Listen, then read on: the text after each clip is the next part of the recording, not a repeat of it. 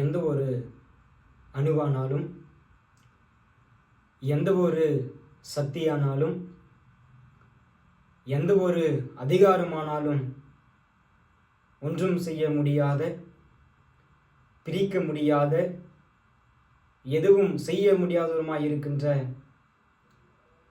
நமது ஆண்டவராகிய இயேசு கிறிஸ்துவுக்குள் மிக அன்பாய் நேசிக்கப்பட்ட உடன் விசுவாசிகளே, நண்பர்களே, சகோதர சகோதரிகளே, இன்றுமாக இந்த வலைதளம் வழியாக உங்களை சந்திப்பதிலே பெரும் மகிழ்ச்சி அடைகின்றேன். எனவே இந்த ஆசீர்வாதமான ஞாயிற்றுக்கிழமையும் இந்த அடியனுடைய நெஞ்சார்ந்த நன்றிகளையும் ஸ்தோத்திரங்களையும் உங்கள் அனைவருக்கும் நான் தெரிவித்துக் கொள்கிறேன். நாம் இந்த சிறு வழிபாட்டினை நாம் ஆரம்பிப்போம். நம்ம தொழுகையின் ஆரம்பம் பிதா, குமாரன், பரிசுத்த ஆவியின் நாமத்தில் உள்ளது. ஆமென். திருத்துவ பண்டிகைக்கு பிந்தி வருகிற 5வது ஞாயிற்றுக்கிழமையான இன்று நாளுக்கென்று தியானிப்பதற்கென்று வாசிக்கும்படியாக கொடுக்கப்பட்டுள்ள வேத பகுதி, அது பரிசுத்த மார்க்கு எழுதின நற்செய்தி நூல் 5வது அதிகாரம் வசனங்கள் 21 துவங்கி வசனங்கள் 43 வரையிலான வசனங்கள் தியானிப்பதற்கென்று கொடுக்கப்பட்டுள்ளது. அதில் அடியனாகிய நான் சற்று நேர சிந்தனைக்கென்று தெரிந்து கொள்ளப்பட்ட வேத வசனங்கள் மார்க்கு 5:22வது வசனத்தையும், அதைத் தொடர்ந்து வசனங்கள் 25, 26 ஆகிய இரு வசனங்களையும் வாசித்து தியானத்திற்குள்ளாக கடந்து செல்வோம். ஜெப ஆலய தலைவரில் ஒருவன் யவீரு என்பவன் அங்கு வந்து அவரை காணவே அவர் பாதத்தில் விழுந்து, என் மகள் மரண அவஸ்தையில் இருக்கிறாள், அவள் குணமாகி பிழைக்கும்படி நீர் வந்து அவள் மேல் உமது கைகளை வைத்தருளும் என்று அவரை மிகவும் வேண்டிக் கொண்டான். அதைத் தொடர்ந்து 12 வருஷம் பெருமாடுள்ள ஒரு ஸ்திரீ இருந்தால், இவள் அநேக வைத்தியர்களால் பல பாடுகள் பட்டு தனக்குண்டானவைகளை எல்லாம் செலவழித்தும் சற்றாகிலும் குணமடையாமல் வியாதி அதிகரிக்க பெற்றவள்.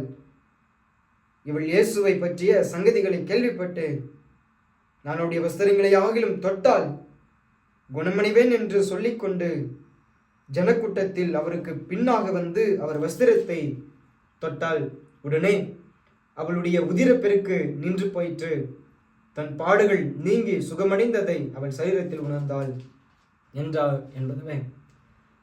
அன்பானவர்களே, problem problem problem what problem, any problem, types of problem, physical problem, spiritual problem, personal problem,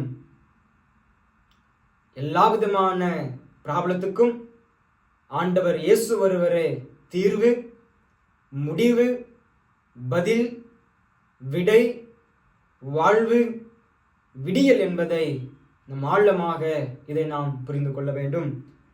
அப்படி என்னால் எனக்கு அன்பானுங்களே, இன்றைக்காக நமக்காக தியானிக்கும்படியாக கொடுக்கப்பட்டுள்ள வேத பகுதியிலும் கூட ஆண்டவர் இயேசு 2 வகையான மனிதர்களுக்கு தீர்வையும், முடிவையும், வாழ்வையும், விடியலையும் ஆண்டவர் இயேசு தருகின்றதையும் கூட நாம் பார்க்கின்றோம்.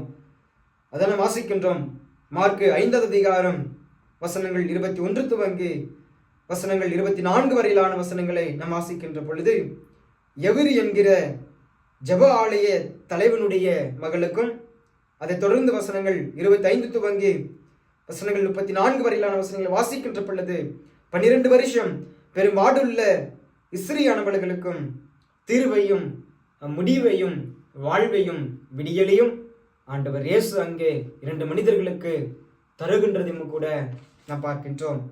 அப்படியானால் எனக்கு அன்பானவர்களே, இங்கே வருகின்றதான அந்த 2 மனிதர்களை குறித்து நாம் பார்க்கின்ற பொழுது, முதலாவதாக ஜெப ஆலய தலைவன், இரண்டாவதாக 12 வருஷம் பெரும்பாடுள்ள ஸ்திரியானவள் என்கின்றதான இந்த 2 மனிதர்களை குறித்து நாம் முதலாவதாக பார்க்கின்ற பொழுது, முதலாவதாக ஜெப ஆலய தலைவனை குறித்து நாம் பார்க்கின்ற பொழுது, அன்பானவர்களே, ஜெப ஆலய தலைவன் என்பவன் ஒரு செல்வந்தன், ஒரு சீமான், பணக்காரன், அநேக பணியார்களை வைத்திருந்தவன், the royal person, the ritual person, the rich person, சமுதாயத்தில் பேர் புகழ் மதிப்பு பெற்றவன்.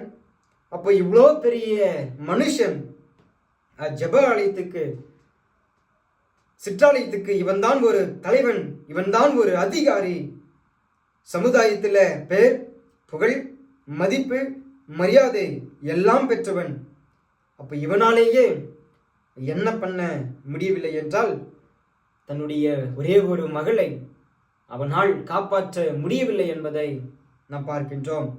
அதுக்கடுத்ததாக அந்த ஜெபாலய தலைவனுடைய எவிரு என்கின்ற மகளை குறித்து நாம் பார்க்கிற பொழுது, எவிரு மகளுக்கு வயது 12 வயதாக இருக்கின்றது.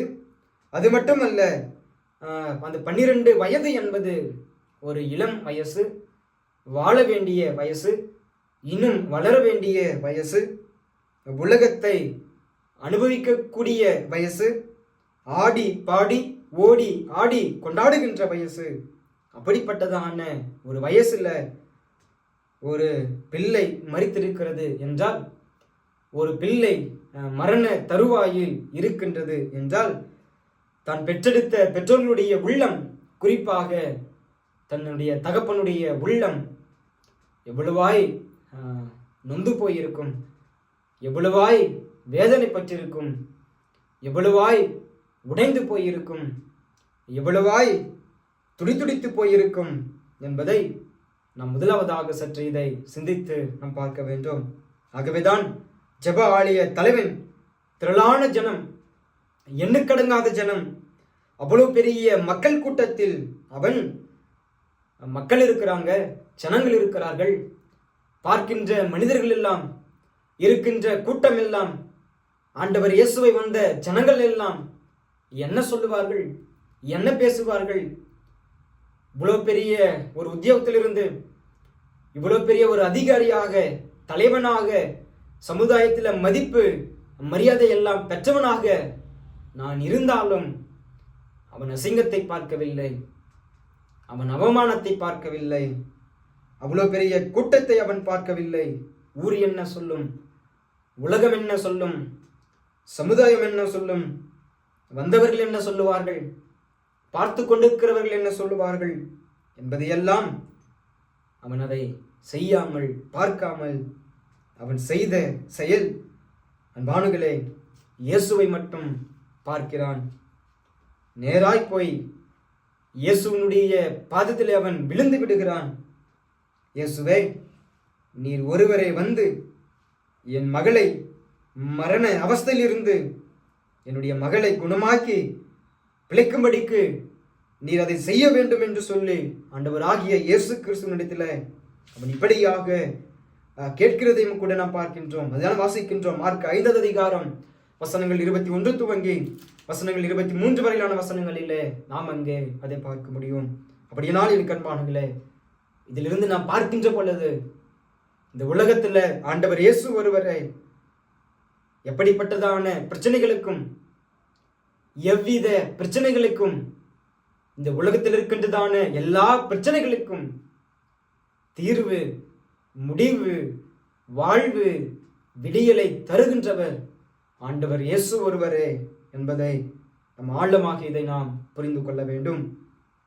அதுக்கு அடுத்ததாக அன்பானுகளை, இரண்டாவதாக அங்கே வருகின்றதான பெரும் பாடுள்ள ஸ்திரியை குறித்து நாம் பார்க்கின்ற பொழுது, இவளுக்கென்று குடும்பம் இல்லை, இவளுக்கென்று வாழ்க்கை இல்லை, இவளுக்கென்று எதிர்காலம் இல்லை, இவர்களுக்கென்று கணவன் இல்லை, சொல்லிக்கொள்ள பிள்ளைகள் இல்லை. எங்கே இருந்து வந்தவள், எப்படி வந்தவள், ரட்சிக்கப்பட்டவளா, ரட்சிக்கப்படாதவளா, ஞானஸ்தானம் எடுத்தவளா, ஞானஸ்தானம் எடுக்காதவளா என்பது எதுவுமே திருமறை நமக்கு பதிவு செய்யவில்லை. ஒன்றே ஒன்று மட்டும் திருமறை நமக்கு சொல்லுகிறது. 12 வருஷம் பெரும் பாடுகளை அனுபவித்துக் கொண்டிருந்த ஸ்திரீ என்று நமக்கு திருமறை சொல்லுகிறது.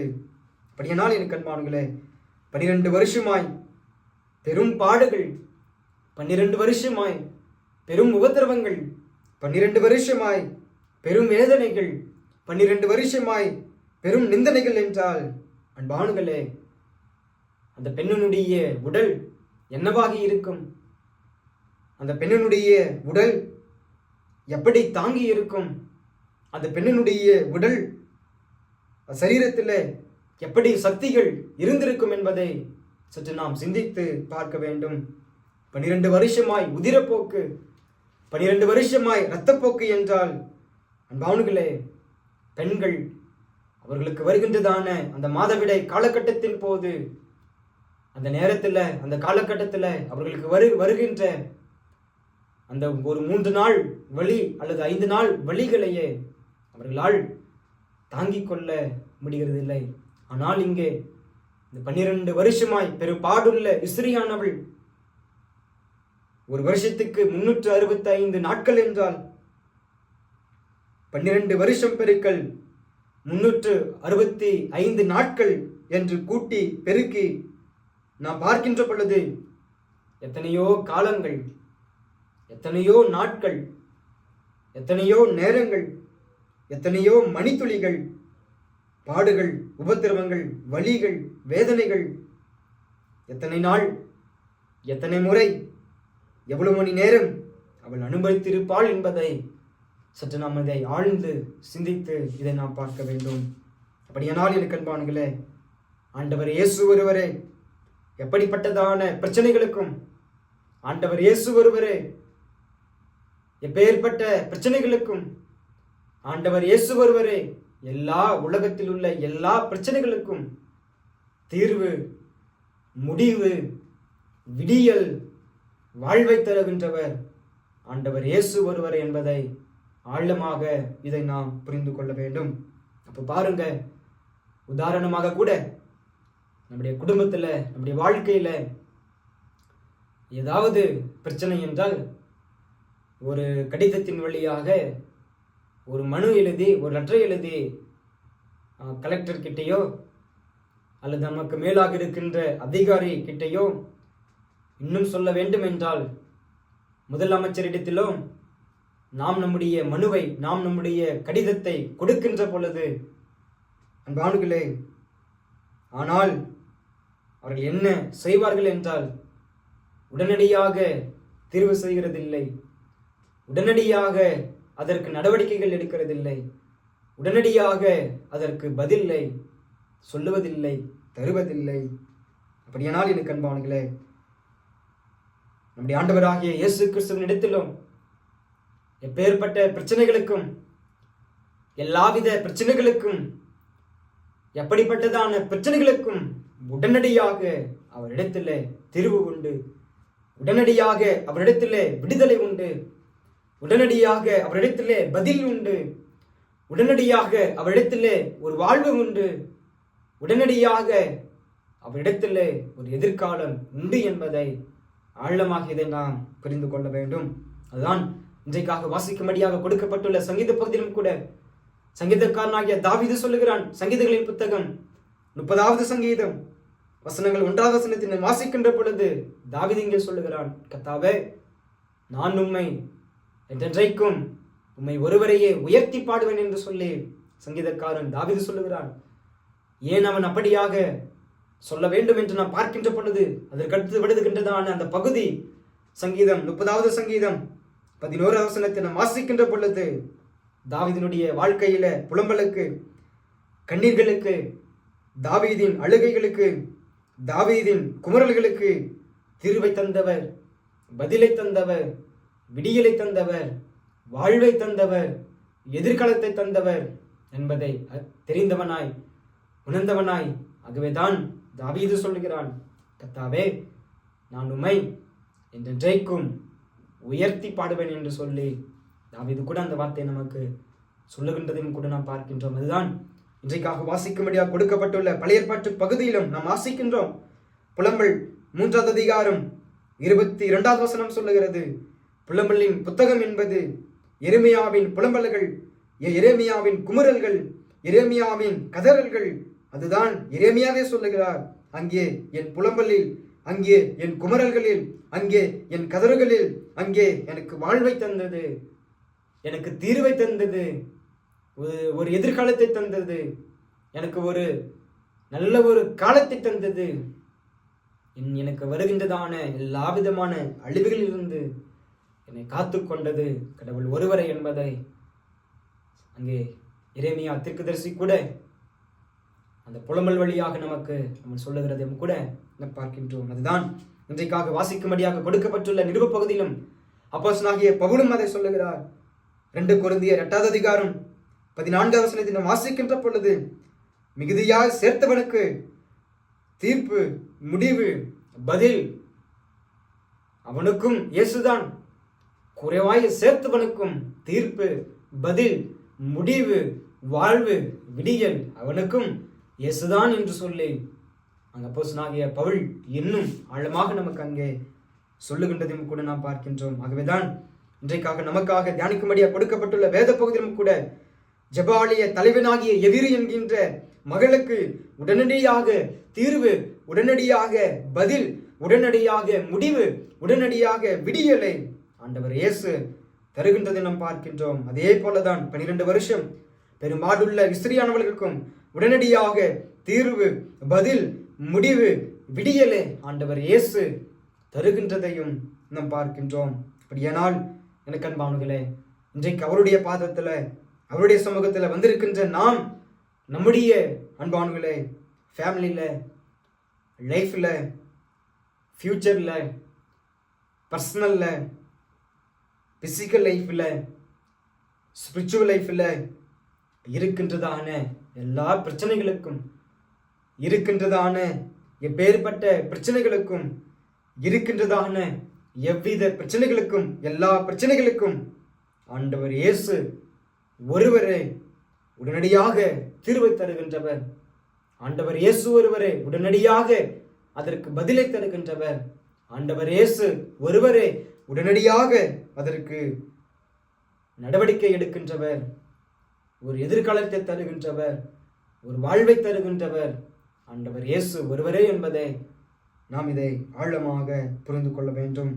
அன்றைக்கு எவரியுடைய அன்றைக்கு அந்த 12 வருஷம் பெருமாடுள்ள இஸ்திரியுடைய இருவருடைய விருப்பத்தின்படி, விசுவாசத்தின்படி, நம்பிக்கையின்படி ஆண்டவர் இயேசு வாழ்வை தந்த ஆண்டவர், பதிலை கொடுத்த ஆண்டவர், எதிர்காலத்தை கொடுத்த ஆண்டவர் இன்றைக்கு நம்முடைய வாழ்க்கையிலும் கூட நமக்கு இருக்கின்றதான எல்லா பிரச்சனைகளுக்கும், எப்பேற்பட்ட பிரச்சனைகளுக்கும், எவ்வித பிரச்சனைகளுக்கும் உடனடியாக தீர்வை தருகின்றவர், உடனடியாக பதிலை தருகின்றவர், உடனடியாக வாழ்வை தருகின்றவர், உடனடியாக நல்ல ஒரு எதிர்காலத்தை தருகின்றவர் நம்முடைய ஆண்டவர் இயேசு ஒருவரே என்பதை நாம் புரிந்து கொண்டு, தெரிந்து கொண்டு தொடர்ந்து நாம் அப்படிப்பட்டதான ஆண்டவர் இயேசுவுக்காக சாட்சியாக, பரிசுத்தமாக இந்த உலகத்தில் நாம் வாழ வளர தூய ஆவியானவர் தாமே இந்த வார்த்தைகளை கொண்டு உங்களையும் என்னையும் ஆசீர்வாதத்துடன் நிறுத்தி காப்பாராக. ஆமென். நம் யாவரும் கண்களை மூடி தலைகளை தாழ்த்தி நம் கர்த்தரை நோக்கி வேண்டுதல் செய்வோம். சர்வ வல்லமையும் மிகுந்த இரக்கமும் கிருபையும் அன்பும் நிறைந்த நல்ல ஆண்டவரே, இந்த ஆசீர்வாதம், மனமகிழ்ச்சியும் கிருபையும் அன்பும் நிறைந்திருக்கின்ற இந்த பரிசுத்தமான ஞாயிற்றுக்கிழமையின் பொழுதிற்காக நன்றோடுமை துதிக்கிறோம், சோத்தரிக்கிறோம் கர்த்தாவே.